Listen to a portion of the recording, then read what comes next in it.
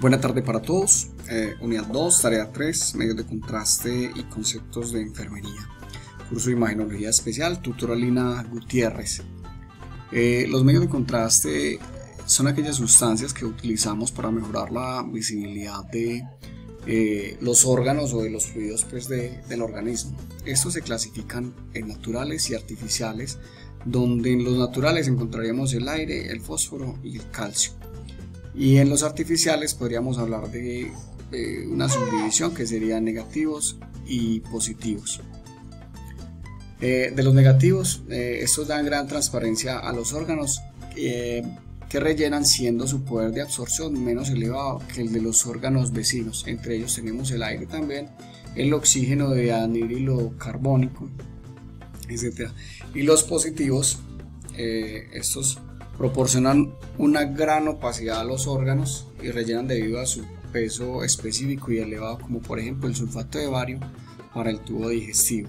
En los positivos encontramos también entonces los baritados o los yodados, y los positivos pues baritados son los que se utilizan en los diferentes estudios del tubo digestivo, ¿sí?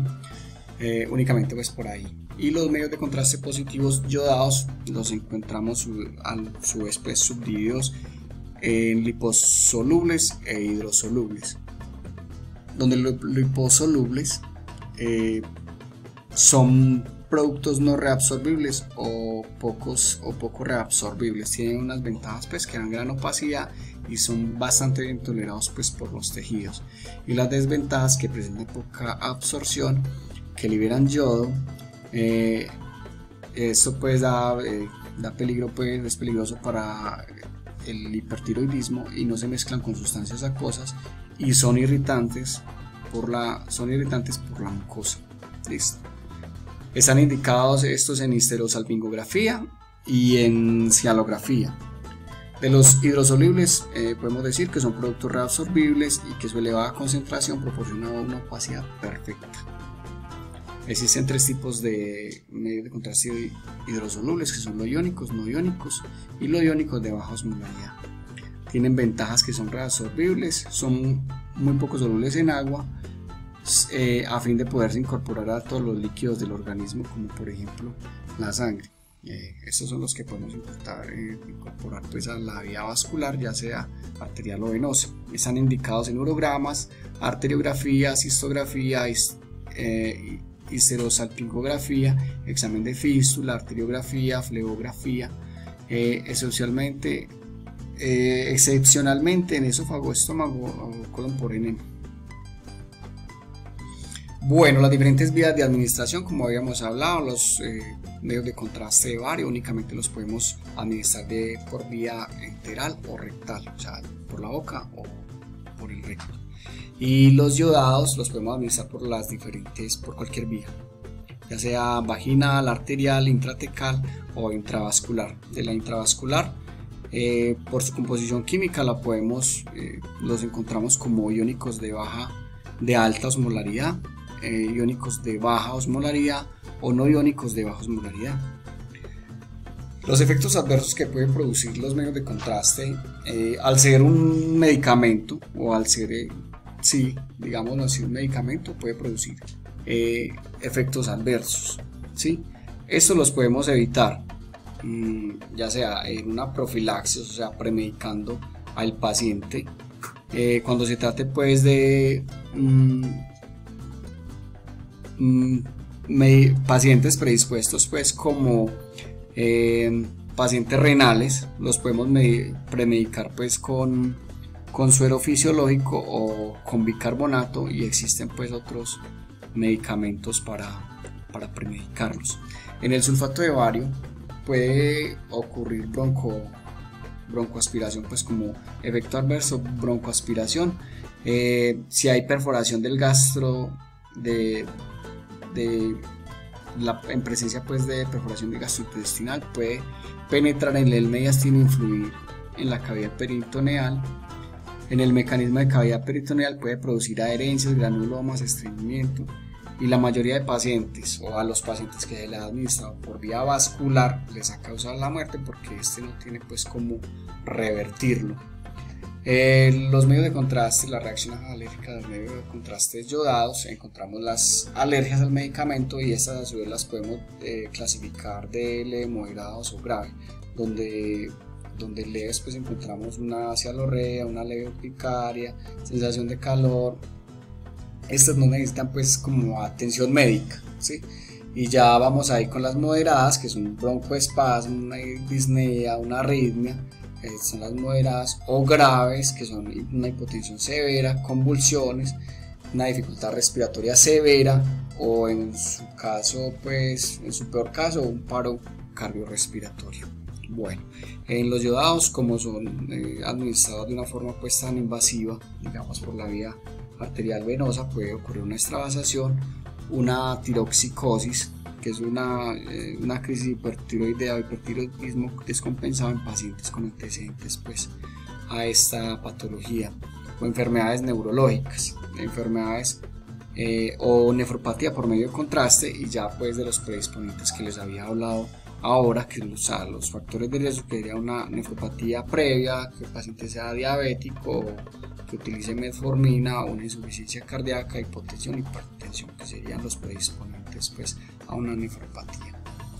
Continuemos ahora con los cuidados de enfermería. Sabemos que tecnología en imágenes está bien relacionado con los conceptos o con los cuidados de enfermería, y va bien ligado a esto porque es enfermería los que canalizan las venas, los que administran pues, los medicamentos y esto. Nosotros también, pero ellos más como en la parte asistencial, si es lo que quiero decir. Bueno, de estos conceptos tenemos que aprender los diferentes materiales como los yelcos, las sondas y las tareas pues aséptica, y con eso pues los procedimientos, ya sea la inserción de sondas y la inserción pues de catéteres. Tenemos que la técnica aséptica es el conjunto pues de medidas que se hace para mantener una esterilidad durante los procedimientos pues de médicos, y los procedimientos que componen la técnica aséptica. Lo básico es que usted sepa el lavado de manos, que usted conozca las diferentes medidas o de barrera, que son el uso pues de gorro, guantes, mascarillas, delantal, las barreras pues de protección personal, el uso de materiales y la limpieza pues la asepsia y la antisepsia en el paciente, el mantenimiento del ambiente seguro, ¿sí? Los campos y las barreras pues que se hacen pues con el paciente. Tenemos entonces el protocolo de venopunción, que la venopunción se utiliza para administrar pues medicamentos o líquidos electrolitos pues para hidratar a los pacientes, o administrarles pues, los medicamentos, administrarles sangre, o los pacientes por protocolo pues de las instituciones. Cada paciente que esté hospitalizado necesita tener una vía endovenosa, así no se le esté administrando algún medicamento. El procedimiento el procedimiento no lo voy a describir como tal, porque pienso que solo viéndolo se entiende. Esto de leerlo ya queda un poco pues complejo, así lo hayamos plasmado en este mapa mental. La colocación de la sonda o el cateterismo vesical es una técnica invasiva que consiste en la introducción aséptica de una sonda por el meato urinario hasta la uretra, ya sea pues de una forma intermitente, una única vez, o una forma permanente, que ya hablaremos ya ahí. Como les decía, el procedimiento no lo voy a explicar porque es algo pues complejo de explicar, que solo viendo se puede pues entender, pienso yo. Y los tipos de yelco, para los tipos de yelco pues para de catéteres pues. Aquí devolviéndome un poco pues al protocolo de venopunción, sabemos que el